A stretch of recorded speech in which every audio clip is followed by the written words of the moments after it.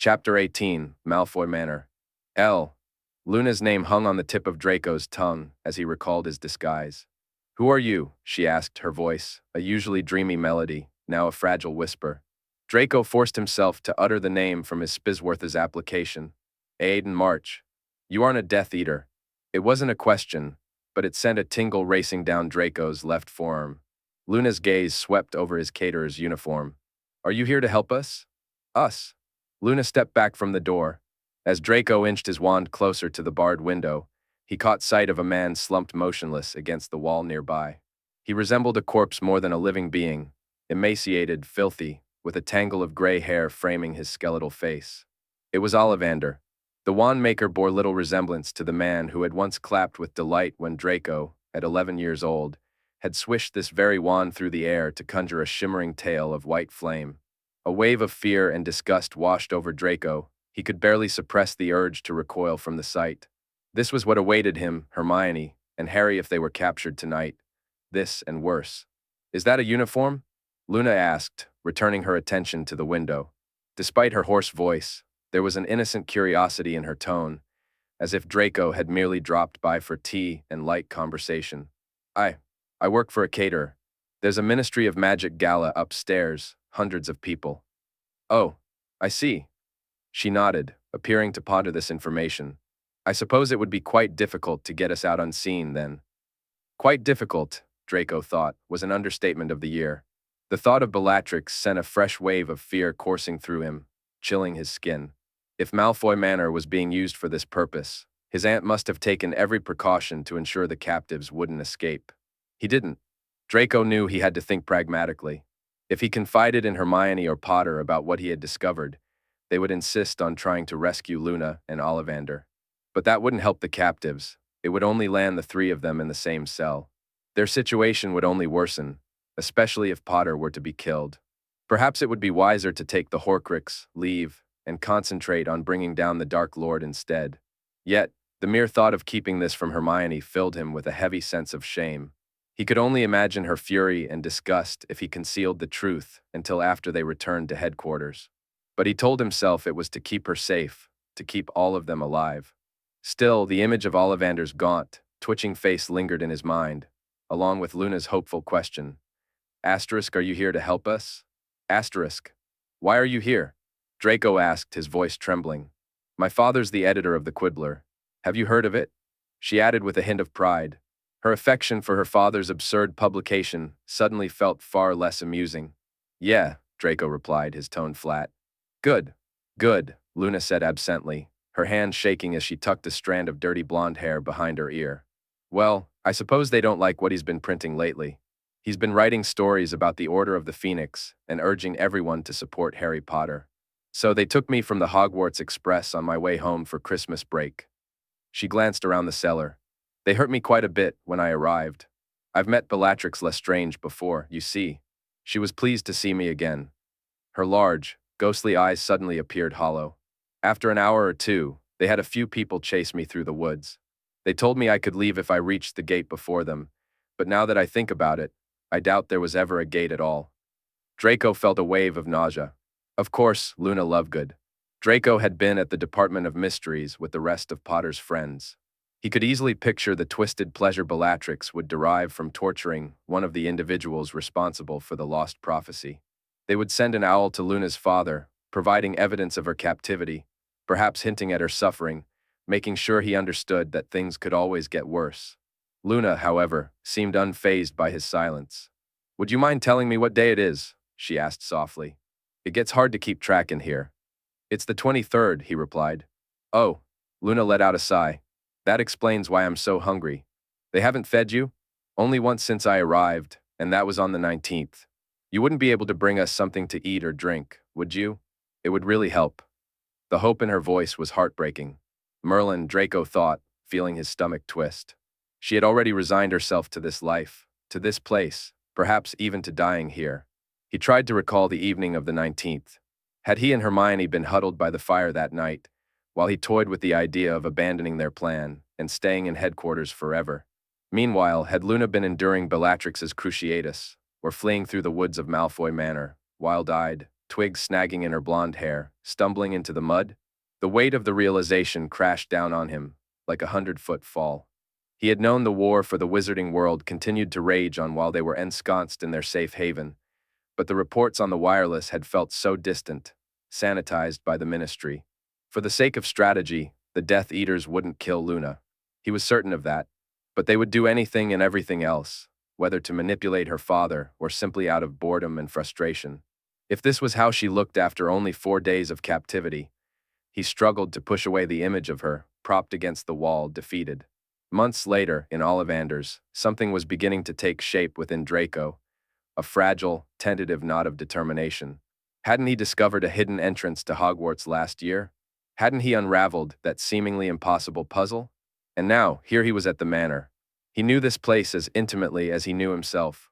There had to be a way to navigate it once more. "Give me 10 minutes, he rasped, his voice barely above a whisper. As he started up the steps, pulling himself out of the darkness beneath the manor, he cast a glance back at Luna's face, a blurred silhouette fading like a dying candle. Truth be told, he wasn't entirely sure of his plan. All he knew was that he needed to find the others, and once he did, there would be no turning back. With renewed resolve, Draco faced forward again, holding his wand aloft as he climbed. The steep stairs suddenly appeared 3 times as long as they had when he had descended into the depths. The manor felt treacherous, despite its glittering splendor, or perhaps because of it. The home of his childhood seemed to shimmer like a mirage, floating just above reality. It bore his name, had shaped him, had made him. It embodied elegance, grace, and refinement. Only hours earlier, standing at the foot of the sweeping drive, he had felt relief and even pride to see it again, to remember where he came from. But now, deep within its hidden places, he confronted its true foundation: torture and degradation, his own and others. Hideous actions, both his and those of his family. Lavish finery that concealed the uncomfortable truths he had inherited. Draco's legs began to tire, and a familiar sensation of dread swirled within him. The oppressive weight of captivity pressed down, reminder of the manor's true nature. It was, in the end, a prison, but he continued to climb. He could not, would not, stop. There had to be a way out. There had to be. Meanwhile, Hermione waited until Mr. and Mrs. Weasley had disappeared from the hall and returned to the gala. Hermione's gaze was immediately drawn to a familiar figure just inside the door. It was Harry, his blonde beard catching the light. She raised 3 fingers and nodded slightly. This meant the Weasley part of their plan was complete. A triumphant expression crossed Harry's face as he responded with a flash of his pinky finger and a nod of his own. Hermione's heart soared. Umbridge had arrived, and Harry had successfully slipped her a drink laced with a crucial ingredient: fast-acting laxative powder. Feigning interest in the crowd as she searched for Flint, Hermione edged closer to Harry and whispered, "How long ago?" "About 7 minutes. She's in the sunroom," he replied. "And Draco?" "I think he's in the kitchen." Hermione peeled away, her anxiety mounting as she scanned the room for Draco. A tight knot formed in her stomach. This was the very room where Voldemort had tortured him, and she knew he wanted to avoid it at all costs. But they needed him here, just in case Umbridge slipped through their grasp. All their contingency plans hinged on his presence. Suddenly, an unearthly wail pierced the air, cutting through the music. The band halted, and a wave of panic swept through the ballroom. Hermione pressed herself against the wall, her heart racing at the thought that they had been discovered. But then she spotted 2 members of the Greengrass Guard, pushing their way through the crowd toward a window that a tall, portly wizard had cracked open. Hermione quickly realized it was a caterwauling charm. "What?" the wizard exclaimed indignantly. "It's stifling in here. I can't get a bit of fresh air." "Then cast a clean air charm," the guard replied, his expression unyielding as he shut the window again. "Sonorous," the other guard intoned, his voice magically amplified to fill the ballroom. "Guests, please note that caterwauling charms had been applied at windows and all unapproved exits to enhance event security and prevent any burglaries. Thank you, and please enjoy your evening." As they exited the ballroom, the music resumed, but the tension in the air remained palpable. As the commotion subsided, Hermione's heart continued to race. She felt a strange sense of gratitude for the disruption caused by the caterwauling charm. They hadn't anticipated such a security measure, and now several of their contingency plans had become obsolete. Mentally, she crossed them off her list, but a frown creased her brow as suspicion crept in. Sealing off the entire manor felt like an overreaction to merely prevent burglarizing. Then her gaze landed on Flint, who was scanning the crowd with a dissatisfied expression. She feigned relief and made her way toward him. "Mary Lee," he said, a hint of surprise in his voice. "There you are. I thought you'd run off with someone," and triggered the caterwauling charm. She let out a low melodic laugh. "I'm sorry. I thought I was leaving you in good company." "They've all gone off to dance now," he replied, extending one large hand toward her. "Care to join?" Hermione hesitated. The entrance to the sunroom was at the far end of the ballroom, marked by a set of tall glass doors fogged by the heat of the crowd. She needed to slip inside to keep an eye on Umbridge. What if her target decided to leave through another exit? But Flint clearly wanted her attention, and she knew it was best to keep things smooth and uncomplicated. If she left to pursue the Horcrux, she didn't want him feeling suspicious. Deciding to play up a sense of self-consciousness, she faltered, glancing back at the dancing couples. Oh, she stammered. "Could we have another drink first?" She looked from side to side, as if on the verge of a reluctant confession. "You may find it hard to believe, but I sometimes have a difficult time loosening up." To her relief, she noticed Flint's harsh features soften. "Sure," he said with a nod. "Later. It's still really early." When he placed his hand on her back again, it felt more respectful this time, almost reassuring. For the first time, Hermione felt a twinge of guilt about the charade she was playing. Flint had been so self-centered and aggressive that she hadn't considered the possibility he might develop genuine feelings for Mary Lee. But then they stepped into the sunroom, and Flint collided with someone just beyond the door, instantly making Hermione forget her guilt. He had walked right into a striking couple. The man was burly and fair, his windswept sandy hair giving him a rugged look. The woman was dark-skinned, her micro braids elegantly wound into a bun. They looked more mature than she remembered from Hogwarts, undeniably more adult, yet unmistakably familiar. Oliver Wood and Angelina Johnson. An awkward silence enveloped the former Quidditch rivals, stretching on uncomfortably. The band played on, muffled through the door, while an enchanted fountain bubbled softly in the humid air. Hermione cast a glance around the sunroom, filled with rows of lush plants that would have made Professor Sprout proud. Flint broke the silence first. "Wood. Johnson." Then, with a smirk, he added, "Funny who they let into these events." "Yes," Angelina replied, her gaze sweeping over Flint. "It is." Hermione felt the weight of Angelina's disapproval, though it seemed she wouldn't openly insult Flint. Flint's smirk morphed into a smug expression that Hermione found unbearable. She wished she weren't standing by his side. It felt surreal to be in front of these two older Gryffindors. Hadn't she partnered with Angelina during D.A. meetings countless times, stunned her into piles of cushions, and felt the sting of Angelina's formidable impediment jinx in return? And she had listened to Harry complain about Wood's sadistic style of captaining for 3 long years. And now, here they were, all caught in a world ruled by Death Eaters. Angelina Johnson and Oliver Wood. Flint introduced them to Hermione. "We went to Hogwarts together, though they were in the house with most of the Muggle lovers. Have you gotten over that now?" His tone was definitely mocking, and both Angelina and Wood tensed, their expressions tight. Bowstrings. Hermione noticed Angelina's fingers gripping Oliver Wood's wrist tightly. "Thought so," Flint remarked, taking a sip from his glass of fire whiskey. "We can all get along now, though. School's over. New rules out here in the real world." He gestured toward Hermione and the others. "This is Mary Lee Linhart, you two. Mary Lee, Wood plays keeper for Puddlemere United, and Johnson works in the Department of Magical Accidents and Catastrophes, specifically the Athletics Division." Reluctantly, Angelina and Wood extended their hands. Hermione avoided their gazes and shook hands as quickly as she could. "Mary Lee went to school in Dubai," Flint continued. "She's considering a career as a Quidditch commentator, and—" Hermione's focus drifted. There she was, emerging from behind a Flutterby bush in a large adobe pot, Dolores Umbridge. Clad in fuchsia satin dress robes, her signature saccharine smile was plastered across her face, the Horcrux gleaming on her chest. She was deep in conversation with none other than Bellatrix Lestrange. 2 tall, expressionless Aurors flanked Umbridge. Hermione exhaled slowly, relieved that both Aurors were men. It was unlikely they would insist on standing guard in the powder room, where guests might need a moment to adjust their clothing. Draco had warned her and Harry that it was considered extremely rude to watch glamour magic being performed, and that if Hermione saw anyone erasing wrinkles in the powder room, she should keep her eyes averted. Simply can't express our gratitude for your generosity, Madame Lestrange, Umbridge simpered. The minister was so honored that you would open your doors, especially after all the wrongs the ministry has done you over the years. Pius will be here soon, of course. Merrily, Flint interrupted, bringing Hermione back to the moment. Pardon me, that woman's quite eye-catching, isn't she? She glanced back at Bellatrix, who wore her usual haughty expression, disdainful yet seemingly pleased by Umbridge's flattery. Angelina exchanged uneasy glances with Flint, who shifted uncomfortably. That's Bellatrix Lestrange, he said, his voice barely above a whisper. What Flint?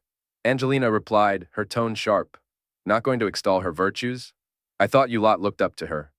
Shut up, Flint snapped through clenched teeth. Hermione chose to ignore the exchange. And the woman with her? She asked, trying to maintain her composure. Dolores Umbridge, Flint replied, Senior Undersecretary to the Minister. What lovely dress robes, Hermione remarked, forcing a smile. Such an unusual shade. But as she spoke, she noticed Umbridge and Bellatrix laughing together, and a surge of hatred coursed through Hermione at the sight of Umbridge tittering alongside Sirius's murderer. Her voice came out high and tight, nothing like Marilee's usual tone. Flint shot her a surprised look, but it was Angelina's expression that made Hermione's stomach drop. Angelina's eyes were fixed on Hermione's face, the same intense focus she had whenever she aimed for a perfectly placed goal. As Flint turned his attention back to the fogged-up doors of the ballroom, Hermione met Angelina's gaze and gave her a subtle, urgent shake of her head. For a moment, Angelina looked stunned, but then she nodded in understanding. In any case, Hermione said to Flint when he turned back to her, I'm surprised this is only the first annual gala. Wasn't there a call for something like this before? They continued their light conversation for several more minutes, with Hermione keeping a wary eye on Umbridge. Suddenly, Umbridge's expression shifted to one of surprise and dread, and Hermione felt her pulse quicken. She could feel the weight of her wand in her pocket again. Soon enough, Umbridge was shifting awkwardly in place, and a sense of satisfaction filled Hermione. She recalled how the loathsome woman had behaved in the ministry, reveling in the pain of Muggleborns separated from their loved ones. To Hermione, the more discomfort Umbridge experienced, the better. Then, without warning, Umbridge began to make her excuses and hurried toward the door, the Aurors trailing behind her. Hermione took a deep breath and counted to 10. Then, wincing, she squinted one eye until it watered. Marcus, I need to dash to the powder room, my makeup. Shall I meet you on the dance floor? His face lit up. Yeah, he replied. I'll see you in there. Hermione slipped out of the sunroom and into the hall. Ahead of her, Umbridge was trotting with increasing urgency toward the powder room, which served as a sort of antechamber to the bathroom. A line of half a dozen women snaked down the hall, but Umbridge bypassed them all, earning several disgruntled looks as she disappeared into the powder room. The line was inconvenient, but they had a plan for this. Either Harry or Draco was supposed to inform the other women about the additional bathrooms scattered throughout the West Wing. Yet, as Hermione joined the line, neither Harry nor Draco appeared. Seconds ticked by, and Hermione felt her mouth grow dry.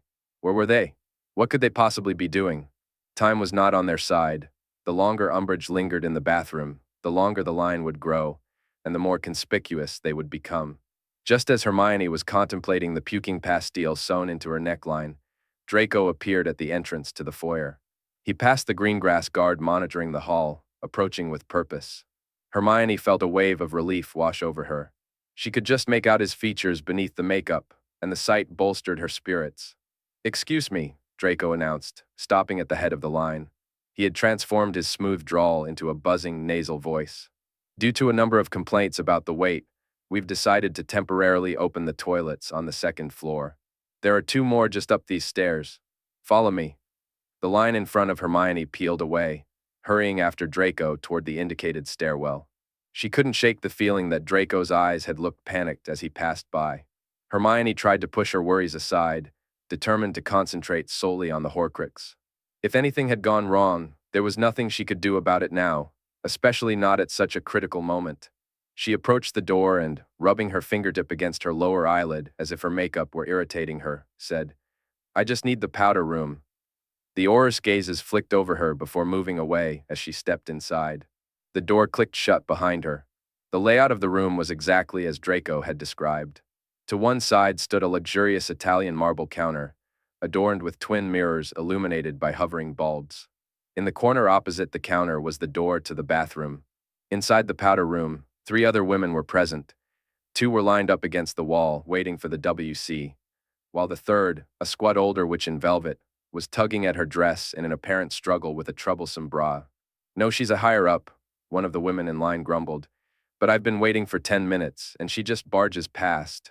Hermione turned to the women and said, "They've opened up the upstairs bathrooms." The 2 women glanced her way, curiosity piqued. "Really?" one asked. "Yes," Hermione replied. "I'd recommend trying those. I overheard Madame Umbridge say she wasn't feeling well. She might be a while." The women exchanged a look, then nodded in appreciation. "Thanks," one said, and they both hurried out of the powder room. Hermione continued to play with her eyelid for a moment, but the older witch in velvet showed no signs of leaving. "Honestly," Hermione sighed lightly, "they call it Elwina's everlasting eyeliner, yet somehow it needs fixing every 20 minutes. The older witch chuckled heartily. "Same with the sticking charm, though you're too young to need that, of course." "Soon enough," Hermione replied with a friendly smile. She drew her wand, leaned closer to the mirror, and pretended to touch it to her eyelid. Then she leaned back, admiring her reflection. With a quick flick of her wand, Hermione directed the spell at the other witch, thinking, "Confundo." For a brief moment, the witch's expression went blank, confusion washing over her face before clarity returned. She quickly adjusted her dress and hurried out of the powder room, leaving Hermione alone. Instantly, Hermione stopped fidgeting with her eye and took her position in front of the bathroom door. Tension surged through her body, making her feel as if she might be sick. The sound of a toilet flushing echoed in the silence. "Muffliato," she thought, flicking her wand at the door leading to the hall. Colloportus. Locking the door was a significant risk, probably the most suspicious part of her plan, but for these 30 seconds, she couldn't afford any interruptions. She turned back to the bathroom door and drew a shaky breath.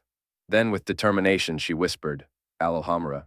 The door clicked open, and time seemed to blur. One moment, Hermione was crossing the threshold, met with the sight of Dolores Umbridge washing her hands. The next, Umbridge let out a shriek, her hand reaching for her wand. But she was too late.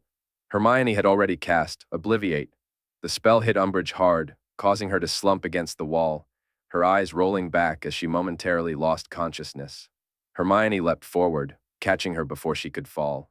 She unclipped the locket from Umbridge's neck and paused for a moment, feeling the familiar pulse of life within it, reminiscent of the diadem. A shiver ran down her spine, but she shook off the sensation, stuffing the Horcrux into her dress and securing it in her bra. With a quick motion, she slipped a golden bracelet from her wrist and transfigured it into an exact replica of the locket, fastening it around Umbridge's ruff. Her heart raced, she was almost finished. Taking a deep breath, she whispered the spell she had dreaded practicing, the same one she had used on her parents. "Noveria." Umbridge's eyelids flickered, but she didn't. Yet to wake, Hermione pulled Umbridge into the powder room and propped her against the closed bathroom door. Once she had her in position, she lifted the Muffliato charm and unlocked the door to the powder room again. Turning back to Umbridge, she focused on her spell. "Confundo," she thought, flicking her wand. "Renervate." Umbridge's eyes flew open, and Hermione quickly said, "I said your dress robes are lovely," frowning slightly. Umbridge's wide, poachy face looked disoriented for a long, agonizing second, making Hermione worry that the false memories hadn't taken hold. What if Umbridge remembered something more than just washing her hands at the sink, opening the door, and briefly feeling dizzy before being greeted by a compliment from Merrily Linhart? But then, Umbridge's expression cleared and she replied, "Thank you," glancing at Hermione's robes with an expression that clearly conveyed she didn't share the same appreciation for Hermione's appearance. With that, Umbridge trotted out of the powder room. She wobbled momentarily at the door, causing a surge of alarm in Hermione, but she quickly steadied herself and left. It was done. Hermione opened her mouth, taking several long, deep breaths. Her heart raced as if she had just sprinted miles, but a wave of triumph flooded through her. The plan had unfolded exactly as they had hoped, and the Horcrux felt warm against her chest. They had it. The locket was theirs. Now, all that remained was to make their excuses and leave the grounds without anyone being the wiser. However, as she stepped out of the powder room, she found Draco leaning against the opposite wall. Her muscles tensed. She hadn't imagined the panic in his eyes. Something had gone wrong. They weren't supposed to have any contact after her encounter with Umbridge, not until they were outside the manor. "Excuse me," she said to Draco. "I've been told this house has a bust of Calalia the Catastrophic. Could you direct me to it?" It was their code for a private place to talk. "Right this way," he replied. I got the locket," she whispered, trailing behind him as they made their way down the hall toward the foyer. He glanced back at her, nodding once, but Hermione's heart raced with concern. He didn't seem pleased at all. As they passed through the foyer, she noticed one of the greengrass guards watching them closely. Instead of heading back into the ballroom, Draco led her toward a side hall where another catering employee was balancing a tray of empty glasses. It felt like guests weren't supposed to be in this area. Draco must have sensed the guard's gaze, too. "I'm so sorry the refreshments weren't up to your standard," he said, his tone lacking sincerity. Hermione thought it sounded almost sarcastic. After all, Draco Malfoy pretending to work in the service industry was an absurd mismatch. "I don't need your apologies," she shot back coldly as they passed the suspicious guard. "I want to tell Ms. Spisworth herself that I've never had such undercooked crab in my life. It'll be a miracle if no one gets food poisoning." She thought she caught the greengrass guard rolling her eyes, but the woman remained silent as they entered the side hall. "What is it?" Hermione whispered, her anxiety bubbling to the surface. "What's going on?" "Here." Draco brought her to a locked door, tapping the handle with his wand. A sense of foreboding washed over her as she peered down the steep stairs that disappeared into darkness. Suddenly, Harry emerged from the shadows, and even in the dim light, the panic etched on his face was unmistakable. "Come down," he urged in a hushed voice. "Now, what are we going to do?" Hermione gasped, her eyes wide with fear. Draco shook his head, his throat tight with tension. He still hadn't figured out how to free the captives from the house, and to make matters worse, the heavy door remained stubbornly locked. Alohomora had failed, along with 3 other unlocking spells and a series of cutting and blasting jinxes. They were running out of options. They had, however, managed to pass a tray full of hors d'oeuvres and 2 large glasses of water through the barred window, which Luna and Ollivander were eagerly devouring. They hadn't revealed Draco's true identity to them. If an escape attempt went awry, it could easily slip from Luna's or Ollivander's minds. For now, he remained Aiden March sympathizer. However, they had shown Luna and Ollivander the slip of paper with the address of their headquarters. Under the protection of the Fidelius charm, only Weasley could share the secret in speech, sign, or writing. So even if Bellatrix attempted legilimency on the captives, she wouldn't be able to uncover the location of the cottage. The memory of that paper would appear obscured and hazy. "Are you sure you never heard them using a specific spell to get inside?" Potter asked Luna and Ollivander. "No," Luna replied. "They just tapped the door with their wands, that's all." "So it's nonverbal," Harry muttered. "We just need to figure out the right spell, then." "No," rasped a voice from within the cell. Luna's face vanished from the window, and after a moment's scraping, Ollivander took her place. He was breathing heavily from the effort of standing upright, and every few seconds, muscles twitched beneath his thin, wrinkled skin. "I believe it to be a wand-native locking spell." "Oh, Merlin," Hermione whispered. "A what?" Potter asked.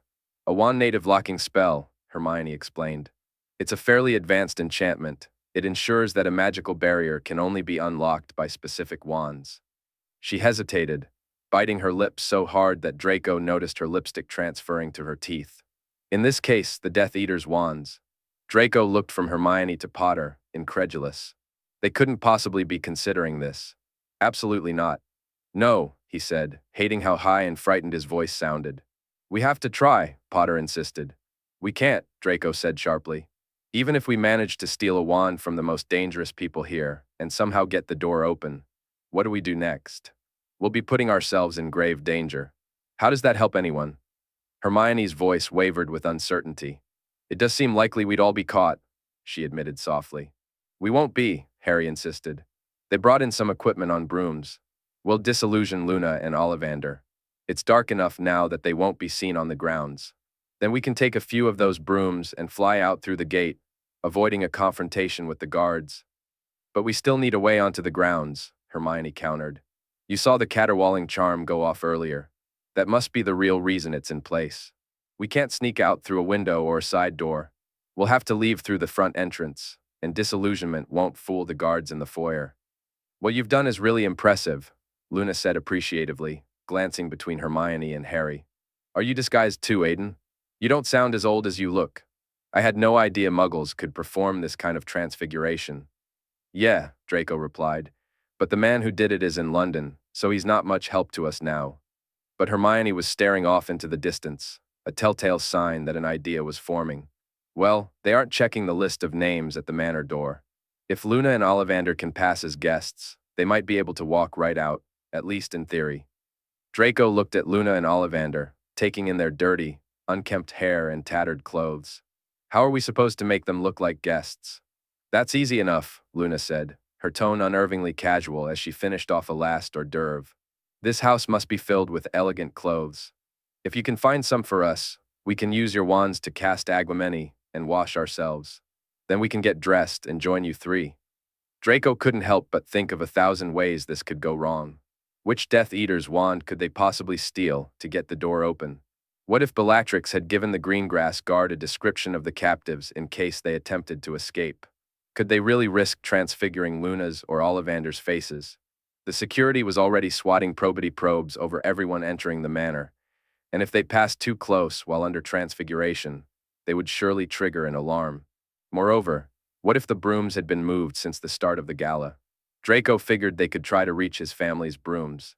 They'd been told that gala guests were allowed, even encouraged, to explore the Malfoys' expansive grounds, beautifully adorned with nearly 15,000 Christmas lights in stunning formations. But those brooms weren't just tucked away in some garden shed. They were stored under climate-controlled conditions in the gatehouse, closely monitored by the groundskeeper Farlow. Even if Draco had been willing to risk revealing that he was alive, he knew the man would never do him a favor after the way he had always treated him. Another wave of humiliation washed over him, and he closed his eyes, realizing that with each passing second, Spisworth and Marcus Flint were increasingly likely to notice their absence. Potter seemed to be on the same wavelength. We need to hurry, he declared firmly, leaving no room for argument. DRA, Aiden, you go find some dress robes from the bedrooms. They won't let guests into the upper floors, and you know the house best. Hermione, you and I will grab a Death Eater's wand. There are half a dozen of them here. Not Bellatrix, obviously, but Yaxley looks terrible. We might be able to distract him. One of us can use the spilling trick again, while the other picks his pocket. Draco wanted to protest. No, it's too dangerous, for Merlin's sake. This is barely even a plan. He glanced back toward the window where Luna and Ollivander were waiting. He watched her, then turned his gaze to Hermione, who sat straight-backed and resolute. He found himself unable to voice the words that needed to be said. Yet, he couldn't tear his eyes away from her, from the rise and fall of her shoulders, from her rapid, nervous blinking. The fear he had felt back at headquarters crashed over him again, a rush of adrenaline that made him feel as though he were pressing himself against a broom handle in a steep dive. If Potter got caught, the Dark Lord would surely kill him. Perhaps not without some cruel humiliation, but it would be quick. He wouldn't want to risk Potter escaping again. The same fate awaited Draco if he were caught. But Hermione? She was a Muggle-born. The Death Eaters wouldn't see her as important enough to summon the Dark Lord back to Britain. If they captured her, she would fall into Bellatrix's hands. Draco shuddered at the thought. If Bellatrix had taken pleasure in tormenting Luna as a twisted thank you for the Department of Mysteries incident, she would unleash that cruelty tenfold on Hermione. She would invade Hermione's mind with legitimacy, searching for any scrap of information about Potter until there was nothing left. And she would likely invite Yaxley and Crabbe to join in, eager for revenge after their humiliation at the Ministry in September. A wave of nausea hit him, and he struggled to keep his voice steady. I think, he began, attempting to sound calm and rational, you should take what we came for back to headquarters, Hermione. We need to keep it safe, right? You go first, and Potter and I can handle getting Luna and Ollivander out. When Hermione looked at him, her gaze bright yet pained, he realized she saw right through his excuse. I'm not leaving you here, she insisted, her voice carrying the weight of a confession that terrified Draco even more. What if this was their final conversation? It's not a bad idea, Potter chimed in. We can't risk losing it, Hermione. No, she replied firmly, but to Draco's alarm, her eyes suddenly glistened with tears. She glanced away, struggling to maintain her composure. She blinked twice. No, she said firmly, her determination clear. We need 2 people to get the wand. We have to do this together. We're all getting out of here together. Now come on. She turned to Luna and Ollivander. "We'll be back soon," she said with fierce conviction. As they made their way up the steps, she slipped her hand into Draco's and squeezed it tightly, so hard it was almost painful. He squeezed back, dreading the moment he would have to let go. They parted ways in the foyer. Draco was acutely aware that distraction was dangerous, yet as he climbed the stairs, part of his mind lingered on Hermione, wondering if she and Potter were scanning the gala for Yaxley. How quickly would he know if something went wrong? He returned to the kitchen and grabbed a tray of wine, then hurried back toward the heart of the manor. 2 guards were stationed at the split staircases leading to the 3rd floor, but Draco managed to bypass them and headed for the hidden stairwell in the west wing, concealed behind a tapestry of Draco Malfoy. He hoped the Lestranges didn't know to guard this entrance. Luck was on his side. As he approached, he saw no one in sight. He and his friends had often used this passage to pretend they were Aurors on secret missions in far-off lands. Draco slipped behind the tapestry and ascended toward the 3rd floor. If any guards were stationed up there, he could always claim that one of the Lestranges had ordered him to leave a glass of wine upstairs. It was a flimsy excuse, but they hadn't planned for any of this. It would be a miracle if any part of the plan held together. Gryffindors, he thought furiously with every step. Gryffindors and their hero complex, Gryffindors and their... But the thought slipped away, overtaken by the image of Luna, wild-eyed and stumbling through the grounds, mud-splattered with grayback on her heels. And before he could rein in his imagination, it was Hermione who filled his mind's eye, running, tripping on rooted, trying to scramble back, his face twisted in terror. He climbed faster. When he peeked out from behind the tapestry, he was relieved to find the 3rd floor blissfully empty. Draco let out a slow breath. Soon, he'd have the disguises. He just needed to trust that Hermione and Potter could handle their part as well. After all, hadn't Hermione just stolen a Horcrux right from under the noses of 2 Aurors? And hadn't Potter spent his entire life wriggling out of near-death situations? Surely they could manage to swipe a wand. Yet, as he glanced toward the west end of the hall, his dread began to mount. Ollivander was closer to Draco's height than to his father's. He'd have to go there after all, the very room he wanted to avoid the most.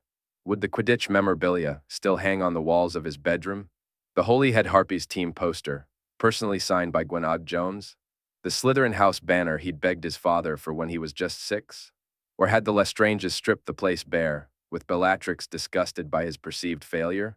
Taking a deep breath, Draco steeled himself and strode down the hall. His hand was just about to grip the doorknob when he heard voices coming from inside. The tray of glasses he was holding wobbled precariously. He quickly slid it onto the windowsill and leaned in close to the door, pressing his ear against the oak. His heart sank. It was Pansy. "You better keep your hands off his things, Crabbe," she said coldly.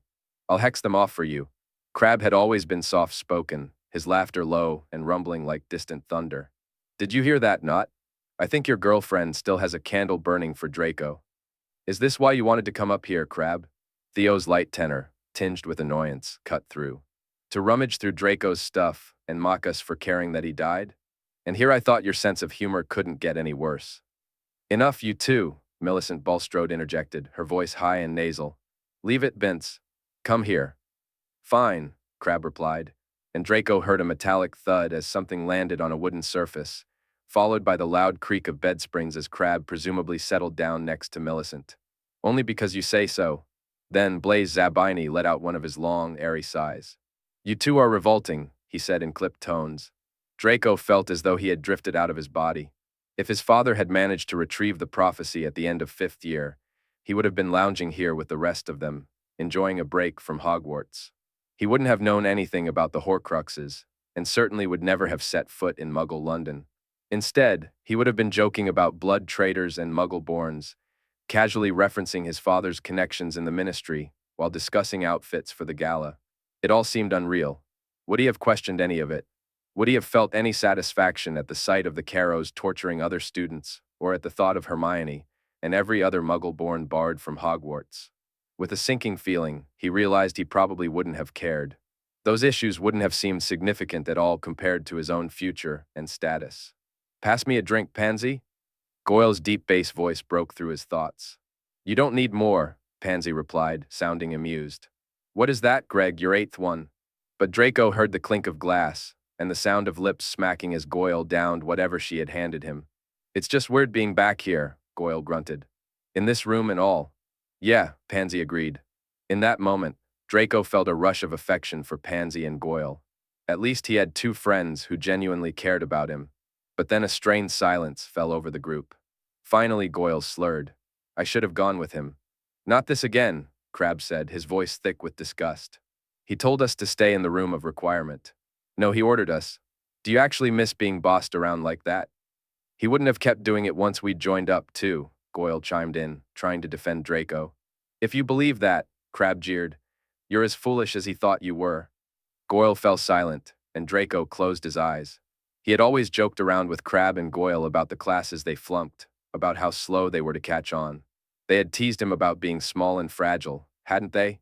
He thought it all balanced out. He never realized they actually cared. You know what I think? Millicent interjected. I don't think Draco ever had it in him.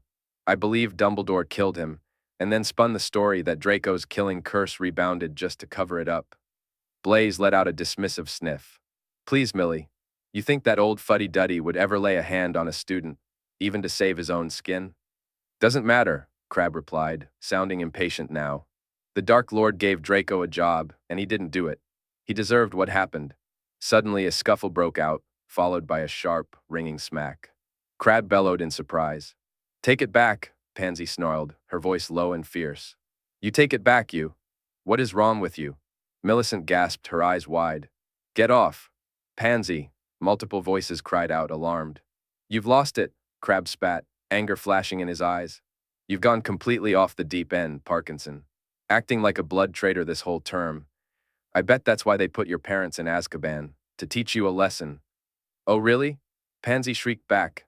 Blood traitor, am I? At least I don't swallow everything those half-blood Caro idiots tell me. At least my parents didn't let Harry Potter and that mudblood waltz out of the Ministry of Bloody Magic. Your father's still hurting from that, isn't he? Shut your fat mouth about, Crabbe snarled. Pansy, Blaise interjected, his voice carrying a rare note of caution. You should be careful what you... I don't want to hear it from you, Blaise, she snapped. You need to stop pretending this has nothing to do with you. I thought this was all supposed to make our lives better. Wasn't it? That's what they said. All our parents promised that once the Dark Lord was in power, everything would improve, that we'd be safer. Do you feel safer? A heavy silence hung in the air. Do you, Theo? She demanded. Can we not talk about this right now? Theo muttered. Pansy let out a mirthless laugh. Well, that's a huge surprise. What about you, Millie? Well, I feel safe, Crabbe sneered. I feel safe because I can keep my mouth shut, unlike you. No, Pansy shot back. You feel safe because you're an idiot, Crabbe. You really think if he's willing to let the Malfoys die out, one of the oldest bloodlines in Britain, he'll care about your family's loyalty? We all know he had that nutter Lestrange torture your dad into St. Mungo's back in September. Yeah, such a reward. If Madame Lestrange knew you were talking like this in her house, Crabbe's voice dropped, becoming softer yet more dangerous, you'd be in for it. So what are you going to do, Vince? Goyle chimed in, his slow voice now laced with anger. What? You going to turn her in? Our best friend? A long silence followed. Draco suddenly became aware of himself again. How long had he been standing here while down in the hearth room? Hermione and Potter were risking everything to get a wand. He snatched the tray off the windowsill and rapped on the door. Heavy footsteps approached, and then Goyle pulled the door wide open. Draco still wasn't quite prepared. Draco stood in his bedroom, taking in the sight of the 6 people he had thought would be his closest friends for life. They were scattered around the room, which looked just as he had left it. His black oak sleigh bed, made up with soft gray sheets, the Holyhead harpies arranged in a neat row, and posters of Victor Crumb and the Irish chasers from the last World Cup adorning the walls. A set of his robes hung off the high-backed chair in front of his mahogany desk. It felt as if he had just returned from Easter break, ready to finish the last few weeks of 6th year. Yeah, Goyle grunted, casting a sideways glance at Draco. Is there a Theodore not here? Draco asked, forcing his voice through his nose, trying to mimic Professor Sprout's accent. That's me, Theo replied, rising from the desk chair. He had grown a few inches since last year, though he was still only an inch or two taller than Pansy, who stood nearby in green and gray silk, giving Draco a single, disinterested glance. By the dresser, Crabbe had his arm around Millicent's waist, while Blaise, taller than ever and impeccably poised, inspected one of Draco's bookshelves, not even bothering to look their way. Your father and his associates have requested that you and your friends return to the gala, Draco said to Theo. Theo sighed, slipping his arm around Pansy's shoulders. Probably time for the speech. Come on, you lot. He waved everyone out of the room, making sure he and Pansy were the last to leave. As they passed, Draco noticed with a twist in his stomach that Pansy's cheek was marked with cuts and scabs. He watched them depart, noting that Pansy and Theo lagged behind the others. He caught her hissing to Theo, "It'd be great if you could take my side for once." "It'd be great," Theo hissed back, "if you could seem to care about me more than someone who's been dead for 6 months for once." With that, she shrugged off his arm and strode ahead. Theo's steps faltered, and Draco watched as he paused, releasing a heavy breath that made his shoulders sag. Then, with a quick determination, he hurried after her. They turned the corner and disappeared from view. "There," Harry whispered urgently. Hermione followed his gaze and spotted Yaxley across the ballroom, engaged in conversation with two balding men. Almost immediately, Yaxley was obscured by a wave of moving bodies. The massive room was now teeming with people, and the music had picked up a lively tempo. A colorful sea of elegantly dressed guests filled the space, laughing and dancing in front of the stage. "Let's go," Harry urged. But Hermione hesitated, though she knew there was no reason to linger. Every moment they delayed increased the chance of being spotted by Flint, who loomed at the edge of the crowd with a scowl that made Hermione uneasy. She had already ducked behind Harry twice to avoid his gaze. "Reminds me of Slughorn's party," Harry muttered under his breath. Hermione, incredulous, noticed his beard twitching with amusement. "You know, when you were trying to shake off McLaggen. How can you think of that now?" Hermione hissed, exasperated. Harry just grinned. As they edged closer to Yaxley, Hermione maneuvered again to dodge Umbridge, who was leaning a little too heavily on a nearby side table. To her surprise, Umbridge was conversing with none other than Percy Weasley, who appeared far less pompous than usual, more uncomfortable and even nervous. Soon, they were barely 10 feet from Yaxley. The Death Eater looked dreadful, his hollow cheeks and unsteady stance suggesting he might collapse at any moment. "All right," Harry said, his tone serious once more. "You take a glass.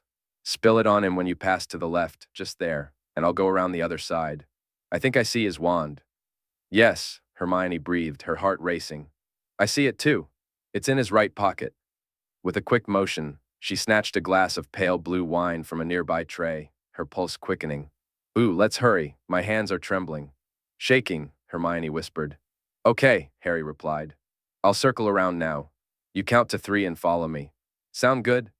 Hermione nodded, steeling herself for what was to come. Harry moved forward, holding the tray of glasses high. 1, 2, she took a deep breath and strode after him, forcing Marilee's haughty expression back onto her face.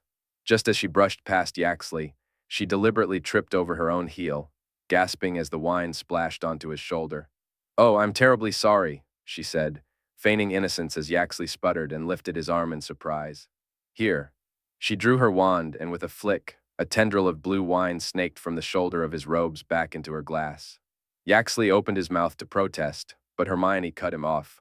"Do excuse me," she said breezily, moving past him as if she were in a hurry to reach the stage. Moments later, Harry emerged from the crowd at her side. "Got it," he hissed. "He'll notice it's gone soon. Hurry." They navigated back through the ballroom, Hermione following closely behind Harry. The air was thick with the scent of sweat, and the band played a fast, lively tune as the silver, red, and green lamps dimmed around them. As they slipped between dancing couples and groups in tight circles, Hermione caught sight of the marble foyer floor. Almost there. Just then, a hand shot out from the crowd, gripping her wrist tightly. She spun around to find Flint glaring down at her. "Where have you been?" he demanded, dragging her deeper into the throng, his anger twisting his features into a snarl. His grip was strong enough to bruise her arm. "3 different people have asked if you ditched me, and I had to pretend like it was funny." "Marcus," Hermione gasped, scrambling for a quick excuse. Pain shot up her arm from his hold. Please don't make a scene. I was just trying to find you to ask if we could leave. I've been feeling really sick in the bathroom. I think it was the crab." "Fine then," Flint grunted, releasing her wrist. Hermione quickly pulled her hand back to her chest, feeling no guilt for the ruse she had just played. As she rubbed her wrist, she noticed that Flint didn't even seem remorseful. If anything, he appeared skeptical, as if he couldn't fathom that his grip could have actually caused her pain. Despite all his talk about his refined upbringing, Flint was still just a bully from the Quidditch field. We'll go after the minister's speech.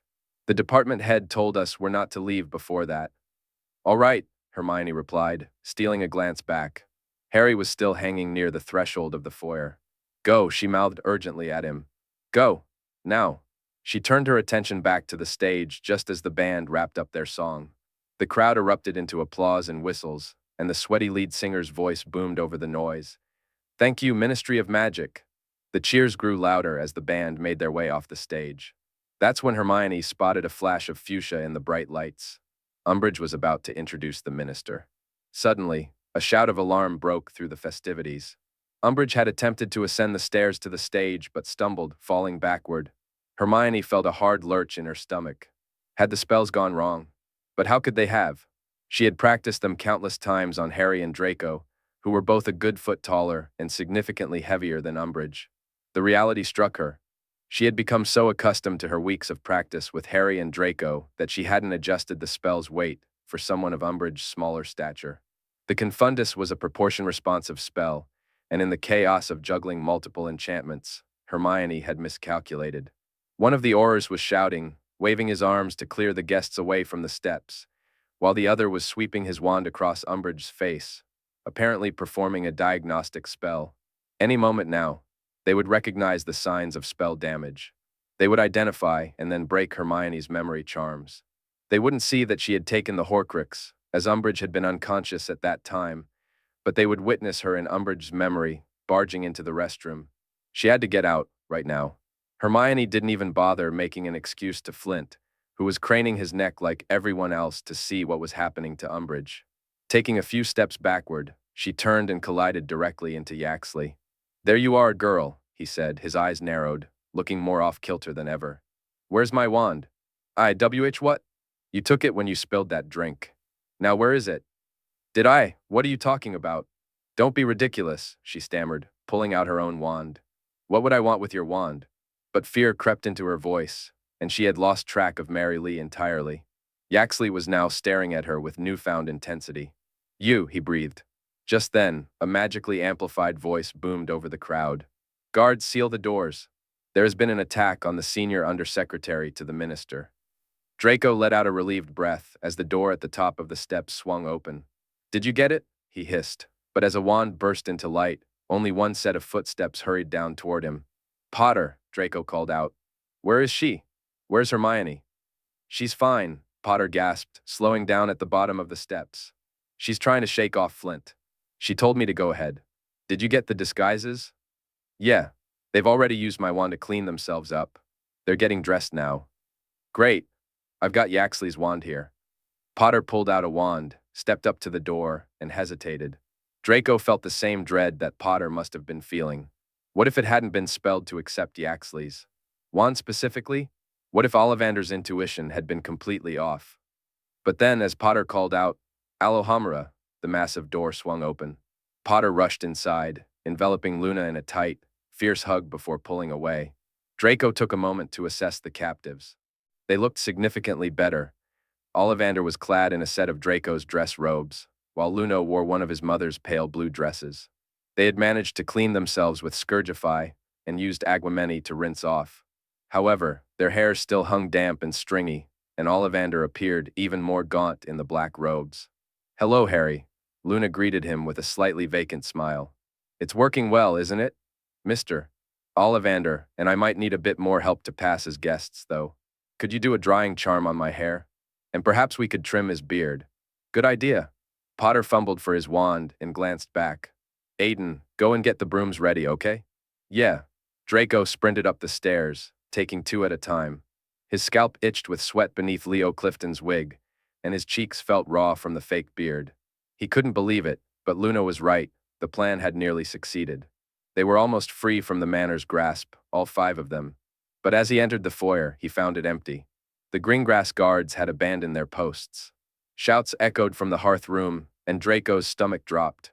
Words pierced through the chaos, echoing into the foyer. She's there, there. Panic surged through him. Without thinking, he launched himself across the foyer in a full sprint, barreling into the hearth room. His feet skidded on the polished parquet floors as he pushed through the crowd, knocking guests aside in his haste. Indignant shouts erupted amidst the commotion. "I have her," bellowed a voice. "It's her, it's the Mudblood, Potter's Mudblood." Draco recognized Yaxley's voice even before the crowd shifted in front of him. Though they were just 10 feet away, Yaxley held Hermione's wand, and she lay on the floor before him, as if she had just been tossed aside. A scratch marred her cheek, and her prosthetics hung loosely, while rage and terror flickered across her face. Draco saw Yaxley's lips form the word, Cruci. In that instant, everything went white. "Stupefy," he shouted, his voice rising in desperation. A red jet of light shot through the dimness, striking Yaxley square in the jaw and knocking him off his feet. But Draco wasn't the only one casting spells. An impediment jinx surged from the crowd, launched from the wand of a tall black girl he recognized from, of all places, the Gryffindor Quidditch team. The jinx zipped past Yaxley and hit one of the Greengrass guard, who was pushing his way toward Hermione. The chaos sent shockwaves through the crowd. People screamed, scrambling for the exits. Draco fought against the tide, shoving past elegantly dressed individuals and spilling expensive drinks everywhere. Finally, he broke into the small clearing around Hermione and dropped to his knees beside her, right in front of the hearth where the Dark Lord had once ground him into nothing. But she was safe, wasn't she? Had Yaxley done anything before he arrived? "Hermione," he said, his voice rough and breathless. "Hermione? I'm fine." She pushed the dangling prosthetics away from her face. "I'm all right." "Good. Here." He snatched her wand from Yaxley's motionless hand and passed it to her. They both sprang to their feet. "They're here," an older wizard shouted nearby, waving his arms in panic. "The Mudblood's here. Help!" Hermione cast a silencing charm at him, but the damage was already done. A flash caught the corner of Draco's eye, and a jet of light shot toward them. From nowhere, Draco felt a surge of urgency as he turned to block the advancing threat. Uniformed figures were pushing through the crowd, forcing their way past dozens of attendees. He grasped Hermione's forearm tightly. "We've got to run," he shouted, his voice barely piercing the rising screams around them. "Come on." But even as they tried to escape down the length of the hearth, Draco realized their chances were dwindling. Hundreds of people stood between them and the exit, and the cover of the crowd was quickly fading. Guests were shoving away from them, creating a growing clear space that left them exposed. Suddenly, half a dozen guards burst through, their faces triumphant and wands raised. Draco and Hermione froze as spells shot toward them. Before they could react, before Draco could even formulate a counter-curse, an unfamiliar voice rang out. "Parasalvus." A plump woman with black hair emerged from the throng, conjuring a curved barrier just in time to shield them. The barrier absorbed 4, then 5 spells from the Greengrass guards, one of which ricocheted back and stunned a guard where he stood. A man with a shock of blonde hair stepped forward, positioning himself protectively in front of Draco and Hermione. With a flash of blue light, he felled another guard.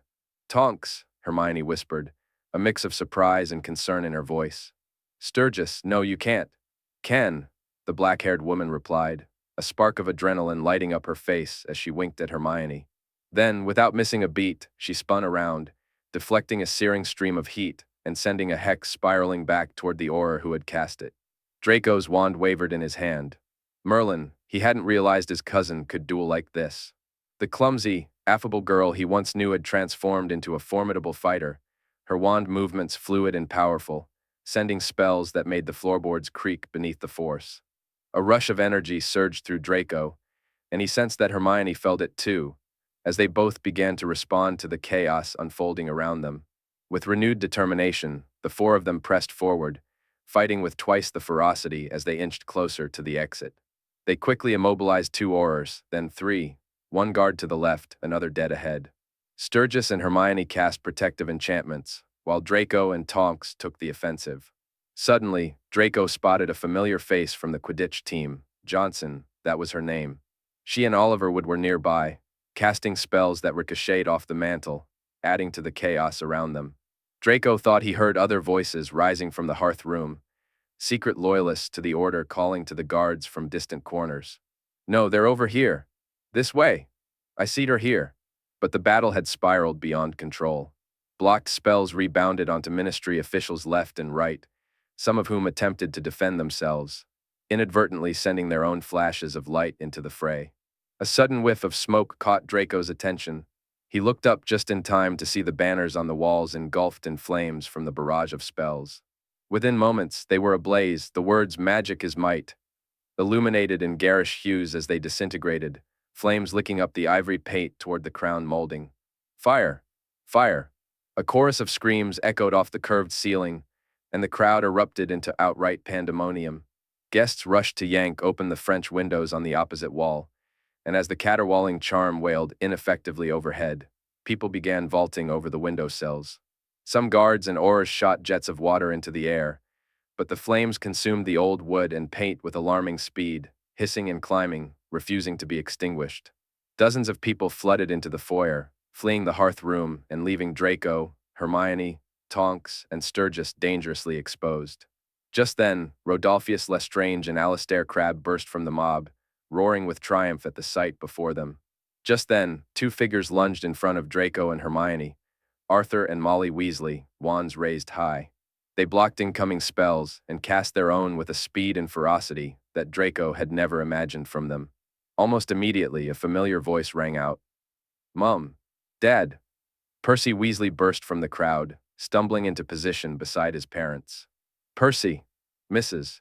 Weasley cried, her voice thick with emotion, as her son raised his wand and joined the battle.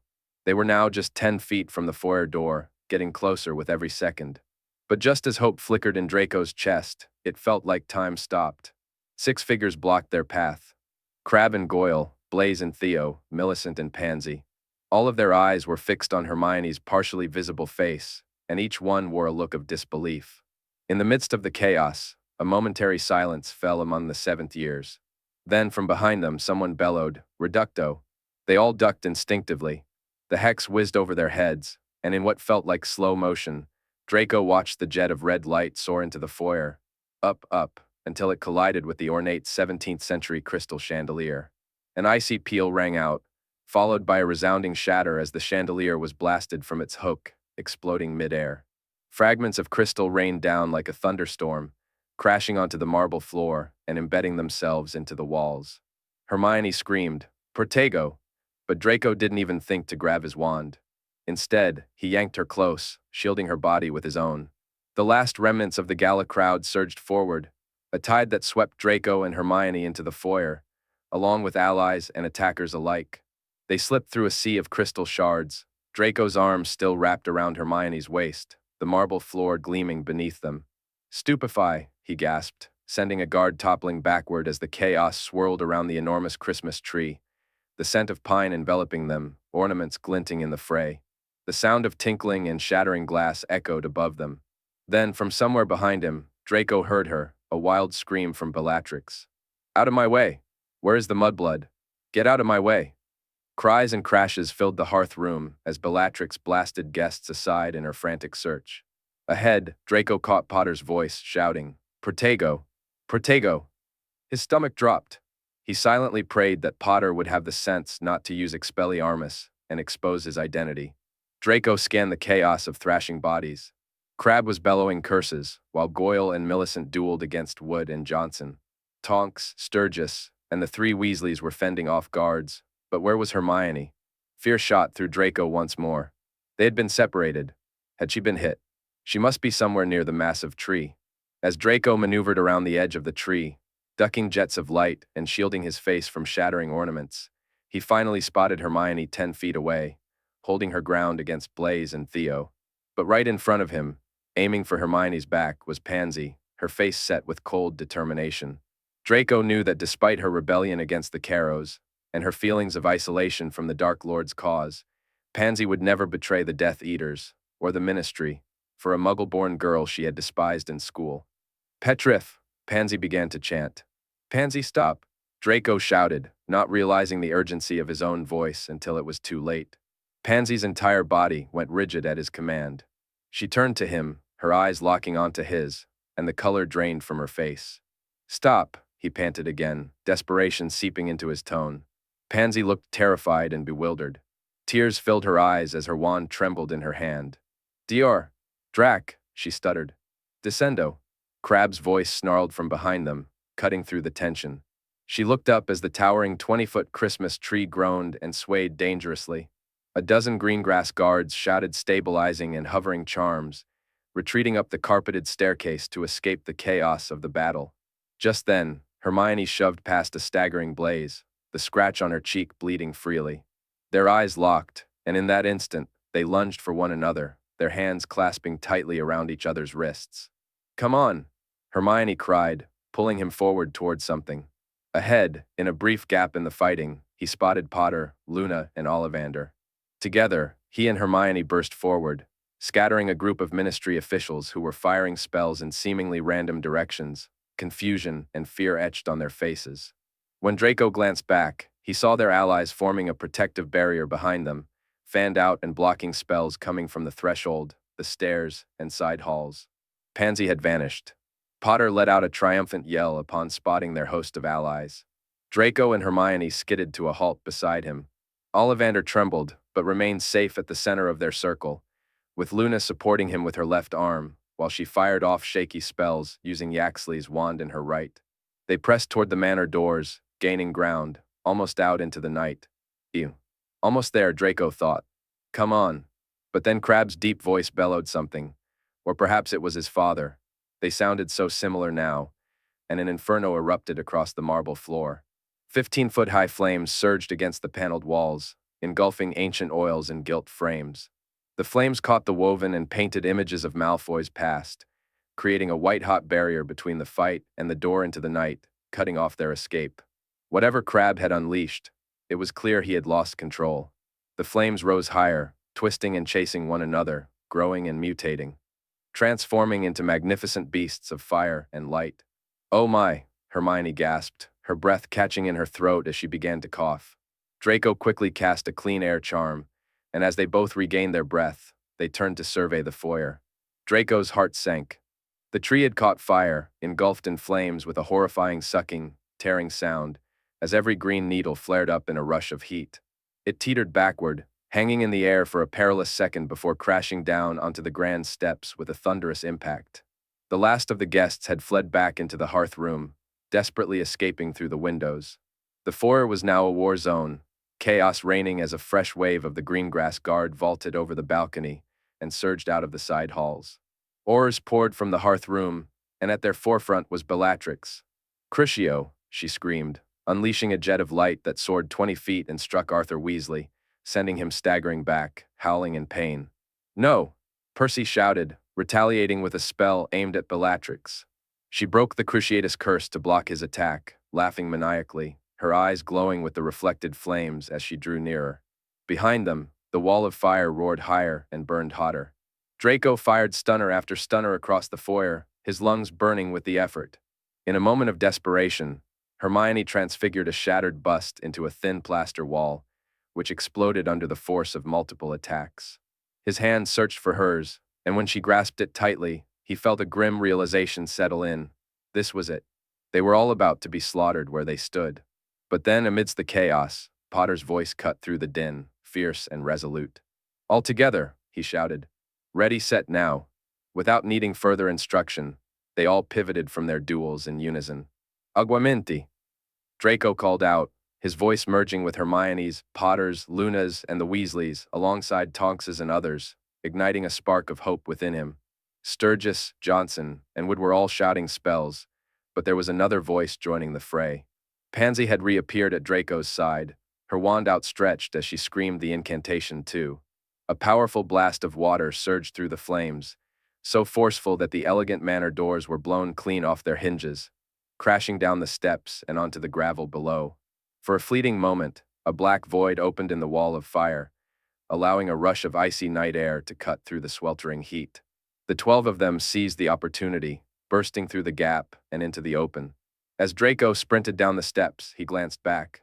The fire was already reclaiming their escape route, consuming their tunnel, but for a brief instant, he caught sight of the foyer.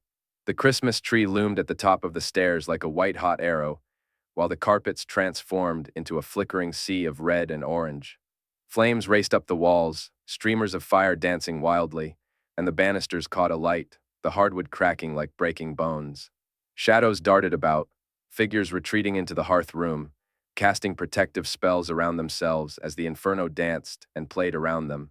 Dragons, chimeras, and lions erupted from the flames, only to vanish back into the chaos, surging down hallways and latching onto billowing curtains.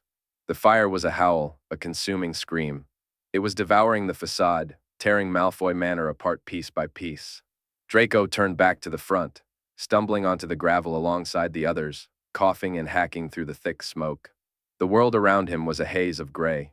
He spotted the three Weasleys with their striking red hair, saw Pansy in her dress, and Sturgis cradling Ollivander like a child. Hermione's hand remained in his, clammy and trembling, and he held on tightly. Forcing himself to stand tall, he peered through the murky darkness, half blind, searching for the windows. There they were, a half-dozen arcs of yellow light beckoning through the gloom. Light poured in through the windows of the hearth room, where a stream of guards, aurors, and Death Eaters surged. They were levitating the unconscious bodies of their comrades, extinguishing uniforms that had caught fire, and now they were pointing toward the entrance. "Run!" Draco shouted, but his voice was hoarse and strained from the smoke. "Run!" Hermione echoed, urgency lacing her tone as she caught sight of their frantic surroundings. Together, their voices created a powerful call to action. They propelled themselves into an exhausted sprint down the gravel drive, following the last remnants of the fleeing guests. 50 meters ahead, at the end of the drive, people surged through the gates, and with a series of loud cracks, they disapparated en masse. "No!" Hermione cried, colliding into Draco's side just in time to shove him out of the path of a jet of white light. They both tumbled into one of the hedges, emerging scraped and clinging to each other. "Are you all right?" Hermione gasped, her eyes wide with concern as she inspected him. "Are you?" "Fine, yeah, it didn't." His thumb brushed against a smear of blood on her cheek. "I'm fine." But as they stumbled back into their run and glanced behind, Draco saw the air thick with spells. Their enemies had gathered at the top of the drive, charging down with ruthless intent, unleashing a barrage of light toward them. And they were beginning to find their targets. "No!" a voice howled, and Draco turned to see Potter sprinting toward the motionless body of Oliver Wood. Was he dead? Stunned? Draco couldn't tell. Suddenly, someone collided with Potter, forcing him back toward Luna and Ollivander. It was Arthur Weasley. "Go, Mr." Weasley shouted frantically. "Shell Cottage, Hermione." He pivoted back around as their other allies conjured a massive stone wall into place. The ground trembled as the wall erupted upward, spanning the full width of the drive. The onslaught of enemy spells crashed against the barricade, creating a deafening cacophony. With a deafening blast that echoed like a bomb, Draco lost sight of Pansy. Was she on the other side? "Mr." Weasley raised his wand, reinforcing the transfiguration that formed a protective wall, even as explosive spells from beyond shattered holes in its surface. Fragments of rock flew in every direction. "You four, Mrs." Weasley shouted. "Take Ollivander and run now." "But," Hermione gasped, her eyes wide with concern. "Go!" Tonks and Angelina yelled in unison. Draco didn't need to be told twice. He grasped Hermione's hand and sprinted forward, catching up to Luna just as Potter hoisted Ollivander onto his back. The wand-maker was as frail as a child, yet he clung on for dear life. They raced down the final stretch of the drive, Draco's heart pounding like a hammer against a drum. The drive was nearly deserted now, save for the guards at the gate. Their numbers dwindled from 6 to 2. With determination, they raised their wands and unleashed spell after spell, dodging the guards' attacks as they closed in. Outnumbered 2 to 1, Luna's impedimenta sent one guard crashing down, while Hermione's Petrificus Totalis took down the other. At last, the way was clear. They burst through the gate and onto the country lane. Crack, Luna, Potter, and Ollivander vanished in an instant. But Draco hesitated, and so did Hermione, her hand still in his. In that fleeting moment, they both turned back. Draco caught one last glimpse of Malfoy Manor atop the hill, ablaze from the west wing to the east. It lit up the night like a beacon, consuming itself in a distant roar, beautiful and tragic, swallowed by the very light that marked its end.